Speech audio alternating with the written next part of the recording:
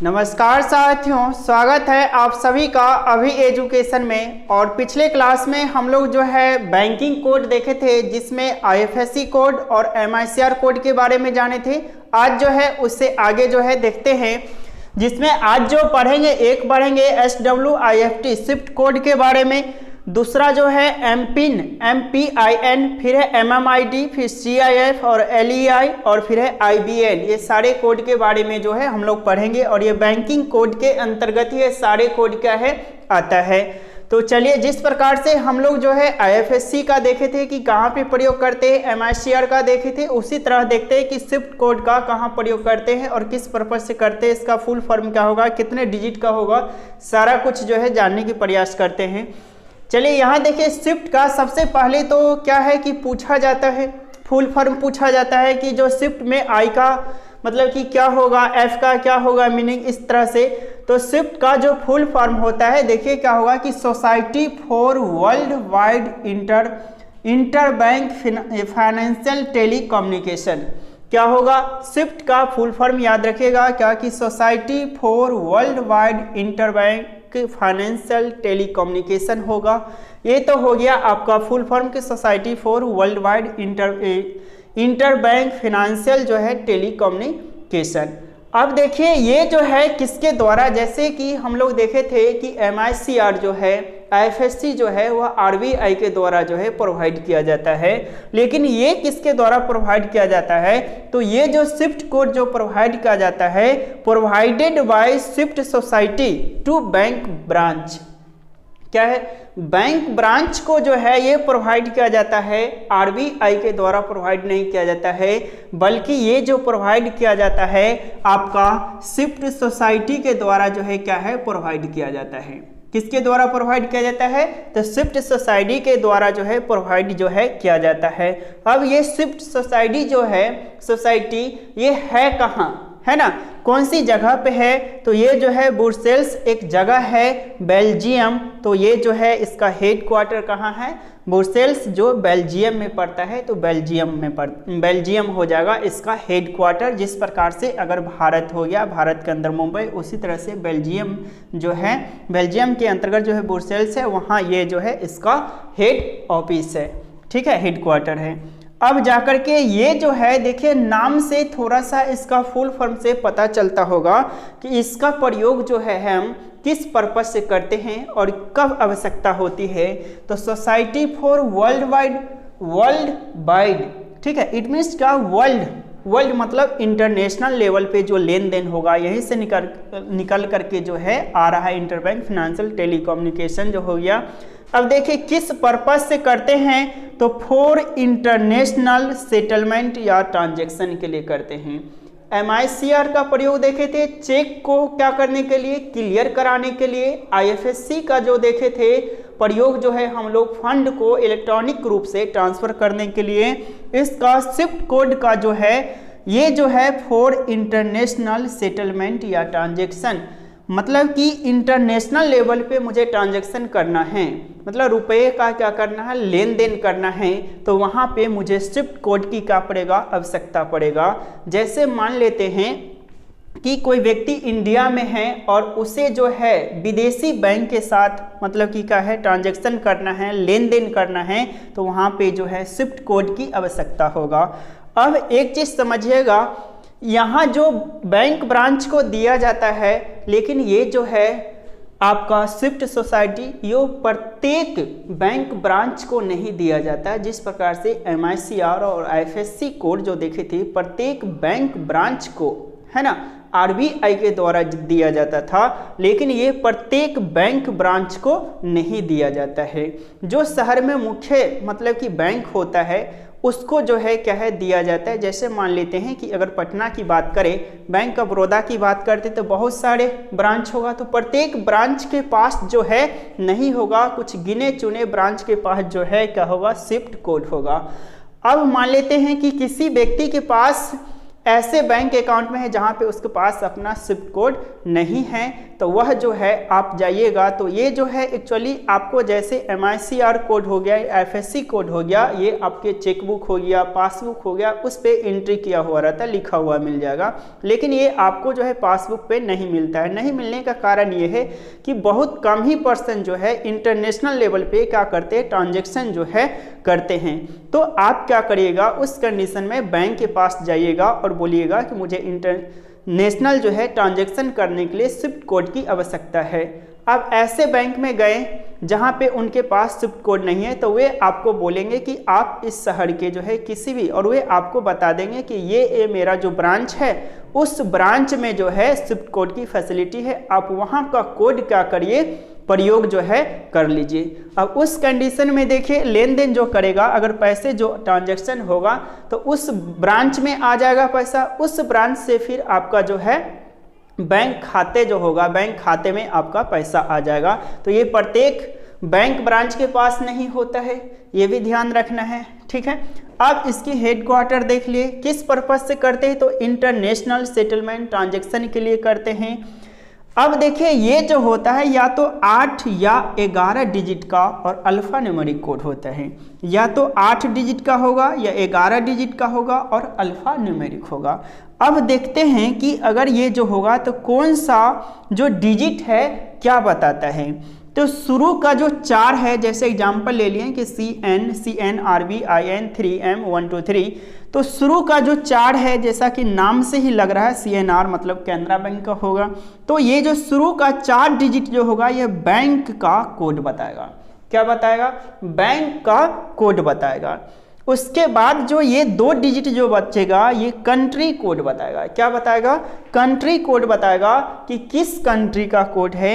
फिर ये 2 डिजिट जो होगा आपका सिटी का कोड बताएगा कि कौन से सिटी में इनका जो है अकाउंट है। लास्ट का 3 डिजिट जो है ये ब्रांच कोड है। क्या है, ब्रांच कोड है, और ब्रांच कोड जो है ऑप्शनल होता है। अब ऑप्शनल क्यों होता है, यहाँ 8 और 11, अगर मान लेते हैं कि ब्रांच कोड शामिल है तब तो ये 11 डिजिट का होगा, है ना। कितने डिजिट का हो जाएगा, 11 डिजिट का होगा। लेकिन जब ब्रांच कोड क्या बोले हैं कि ऑप्शनल है, तो ब्रांच कोड अगर ऑप्शनल होगा तो ये मात्र जो है 8 डिजिट का होगा। कितना होगा, 8 डिजिट का होगा। अब देखिए ऑप्शनल क्यों है कि बहुत सारे ऐसे जगह है, ऐसे देश है जहाँ पे जो है एक ही ब्रांच काम कर रहा हो, है ना, एक ही ब्रांच काम कर रहा हो, तो वहाँ पे तो ब्रांच कोड की आवश्यकता है नहीं। तो वहाँ पे जो जब ब्रांच कोड क्या है नहीं प्रोवाइड किया जाता है तो वहाँ पे मात्र क्या हो जाएगा, यही 8 हो जाएगा। तो आपसे पूछा जा सकता है एग्जाम में कि स्विफ्ट कोड जो है कितने डिजिट का होता है, तो 8 या 11 डिजिट का होता है। अब एक चीज और देखिए कि SWIFT code also known as जो है BIC। देखिए स्विफ्ट कोड को जो है BIC के नाम से भी हम लोग जानते हैं, इसको दूसरा नाम मतलब कि इस नाम से भी BIC के नाम से भी जानते हैं। तो BIC का फुल फॉर्म कभी कभी जैसे पूछ दिया जाता है, तो BIC का फुल फॉर्म क्या होगा, बैंक आइडेंटिफिकेशन कोड होता है। तो ये दोनों एक ही है, या स्विफ्ट कोड कहिए या BIC कोड कहिए, तो बैंक आइडेंटिफिकेशन कोड हो जाएगा। क्या हो जाएगा, बैंक आइडेंटिफिकेशन कोड हो जाएगा। तो इसमें हम लोग क्या सीखें कि स्विफ्ट का सबसे पहले फुल फॉर्म देखिए कि society for world wide interbank financial telecommunication किसके द्वारा प्रोवाइड किया जाता है, तो ये स्विफ्ट सोसाइटी के द्वारा प्रोवाइड किया जाता है। किसे, तो बैंक ब्रांच को। क्या प्रत्येक बैंक ब्रांच को दिया जाता है, नहीं। जिस शहर में होता है उस शहर के कुछ मुख्य बैंक जो होता है ना, उस बैंक को क्या है दे दिया जाता है। जैसे अगर मान लेते हैं कि पटना में अगर 20 बैंक अवरोध है तो 20 का नहीं दिया जाएगा, है ना, 20 ब्रांच को नहीं दिया जाएगा। उसमें से 5, 7, 8, 10 को जो है जो मेन तौर से जो काम करता होगा, जो बड़ा ब्रांच होगा उसको देगा। छोटे छोटे ब्रांच को देने की कोई आवश्यकता नहीं, क्योंकि वहाँ से उतना लेन देन होता नहीं है। अगर पैसा कस्टमर उनके पास है तो वे बैंक क्या है बोल देते हैं कि आप हमारे अदर बैंक जो है, अदर ब्रांच है, उसका प्रयोग जो है कर लीजिए, ठीक है। उस कंडीशन में क्या होगा कि उस ब्रांच में पैसा आएगा, उसके बाद जाकर के इनके अकाउंट में फिर आ जाएगा। और ये स्विफ्ट सोसाइटी कहाँ पड़ता है, तो स्विफ्ट सोसाइटी का जो हेड क्वार्टर है ये ब्रुसेल्स जो बेल्जियम में है, ठीक है। फिर जाकर के किस पर्पज से करते हैं, तो हम लोग जान गए हैं कि इंटरनेशनल सेटलमेंट या इंटरनेशनल लेवल पे जो ट्रांजैक्शन करते हैं उसके लिए करते हैं। कितने डिजिट का होता है, तो या तो 8 या 11 डिजिट का और अल्फा न्यूमेरिक होगा। शुरू के 4 डिजिट जो होगा बैंक कोड बताएगा, 2 डिजिट जो होगा फिर कंट्री कोड, फिर ये 2 डिजिट जो है आपका सिटी कोड बताएगा, और ये लास्ट का 3 जो है ब्रांच कोड जो ऑप्शनल होता है। ठीक, स्विफ्ट कोड को जो है एक और नाम से जानते हैं जो BIC का फुल फॉर्म अगर है तो देखें तो क्या है कि बैंक आइडेंटिफिकेशन कोड हो जाएगा। ये चीज़ समझ गए। अब अगला कोड जो है, अगला कोड MPIN है, तो इसका फुल फॉर्म इसमें ज़्यादा कुछ नहीं है, तो MPIN mobile personal identification number होता है। क्या होता है? मोबाइल पर्सनल आइडेंटिफिकेशन नंबर होता है। जब हम UPI अगर बनाते हैं तो वहाँ पे देखे हुए कि लास्ट में जब हम पेमेंट किसी को करते हैं या पासबुक में जो है क्या करते हैं हम लोग जाकर के बैलेंस चेक करते हैं, तो वहाँ पे एक पासवर्ड जो है देना पड़ता है, तो ये एक प्रकार का पासवर्ड है MPIN। तो क्या हो जाएगा इसका full form? Mobile personal identification number, जो 4 या 6 डिजिट का होता है। कितना? या तो 4 या 6 डिजिट का क्या है होगा। जैसे अगर मान लिया जाए कि अगर आप पेटीएम बनाते हैं तो पेटीएम में देखो 6 डिजिट देना पड़ता है, 6 डिजिट का होता है। अगर मान लेते हैं फोन पे बनाते तो वहाँ पे 4, इसलिए 4 या 6 डिजिट का होता है। इसका फुल फॉर्म क्या हो जाएगा? मोबाइल पर्सनल आइडेंटिफिकेशन नंबर हो जाएगा। अगला कोड जो है MMID, क्या है? MMID, इसका फुल फॉर्म क्या हो जाएगा? Money mobile identifier. क्या हो जाएगा? मनी मोबाइल आइडेंटिफायर हो जाएगा। ये जो है 7 डिजिट का होता है। MMID का फुल फॉर्म जो है मनी मोबाइल आइडेंटिफायर, जो 7 डिजिट का होगा। अगला है CIF जो है कस्टमर इंफॉर्मेशन फाइल। क्या है? कस्टमर इंफॉर्मेशन फाइल, जो वेरी करता रहता है। ये अलग अलग जो है, कोई फिक्स नहीं है कि 6 डिजिट का होता है कि 7 डिजिट का होता है या 8 का होता है 9 का होता है, मतलब कि अंतर वेरी करता रहता है। ठीक है, कस्टमर इंफॉर्मेशन फाइल क्या होता है ये चीज़ समझिए। तो कस्टमर इंफॉर्मेशन फाइल बैंकिंग का देखा जाए तो मान सकते हैं कि हिस्ट्री होता है कि आप कब जो है अकाउंट खुलवाएं, कब कितने रुपए लेन देन किए, कब क्या किए, सारे चीज़ जो है आपको जैसे ही CIF नंबर डालेगा तो वहाँ पे पूरा आपका शुरू से लेकर के लास्ट जिस दिन चेक कराए वहाँ तक का जो है पूरा फाइल खुल जाएगा। एक कोड होता है LEI, जो अभी है नहीं, ये लागू होने वाला है, लेकिन इसके बारे में भी हम लोग क्या है जानेंगे। तो देखिए LEI जो है लीगल एंटिटी आइडेंटिफायर होता है। इसका सबसे पहले फुल फॉर्म की बात करें तो लीगल एंटिटी जो है आइडेंटिफायर होता है। ये कितने डिजिट का होता है? तो ये 20 डिजिट का होता है। कितने डिजिट? तो 20 डिजिट का होता है। ये देखिए अभी लागू नहीं है, लागू होने वाला है। तो कब से लागू होगा? तो फ्रॉम जो है 1 अक्टूबर 2022, मतलब ये जो लागू होने वाला है 1 अक्टूबर 2022 से लागू होगा। एक चीज़ तो हो गया फुल फॉर्म की लीगल एंटिटी आइडेंटिफायर, दूसरा चीज़ हो गया कि कितने डिजिट का होगा? तो 20 डिजिट का होगा। कब से लागू होगा? अभी है नहीं, तो ये लागू होगा 1 अप्रैल 2022 से ये लागू होगा। अगर आगे देखते हैं ये जो है तो इस कोड की आवश्यकता कब और क्यों और किस लिए पड़ेगा?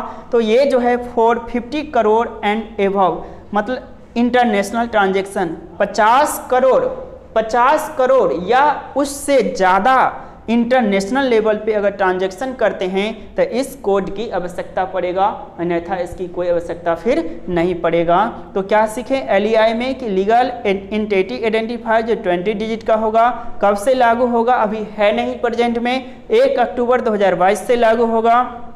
किस पर्पज से इसका प्रयोग, इस LEI का प्रयोग जो है कोड का प्रयोग करेंगे? 50 करोड़ या उससे ज़्यादा जो है जब हम इंटरनेशनल ट्रांजैक्शन करेंगे तो वहाँ पे ये कोड जो है देना पड़ेगा। एक और लास्ट कोड जान लीजिए IBAN। क्या है ये IBAN का फुल फॉर्म क्या होता है? इंटरनेशनल बैंक अकाउंट नंबर होता है। IBAN का फुल फॉर्म क्या हो जाएगा? इंटरनेशनल बैंक अकाउंट नंबर, जो कितने डिजिट का होता है? 34 डिजिट का होता है। तो हम लोग ओवरऑल जो है इतना कोड के बारे में जाने, सबसे पहले स्विफ्ट कोड के बारे में, फिर जो है MPIN, फिर MMID, फिर CIF, फिर LEI, फिर IBN कोड के बारे में जाने। और ये सारा का सारा जिस प्रकार से देखे थे, पीछे भी 2 कोड देख चुके हैं। पीछे 2 कोड क्या देखे हैं, MICR और IFSC कोड देखे हैं, और आज ये सारे कोड जो है लगभग हम क्या किए हैं, देख चुके हैं। फिर अगले क्लास में जो है बैंकिंग से रिलेटेड ही कुछ और टॉपिक पे हम लोग क्या करेंगे, बात करेंगे। और आप लोग इसी तरह क्या करिए, वीडियो को अच्छे से देखते रहिए, और जो भी चीज़ है तो नोट डाउन भी आप लोग क्या करिए, मतलब कि करिए, और उसे 1-2 बार देखने की कोशिश जो है अपने घर पे क्या करिए। और वीडियो को ज़्यादा से ज़्यादा आप लोग शेयर करिए, लाइक करिए, कमेंट करके ज़रूर बताइए। क्लास इसी तरह रेगुलर रखने के लिए चैनल सब्सक्राइब जरूर कर लीजिएगा। मिलते हैं नेक्स्ट क्लास में। Thank you so much.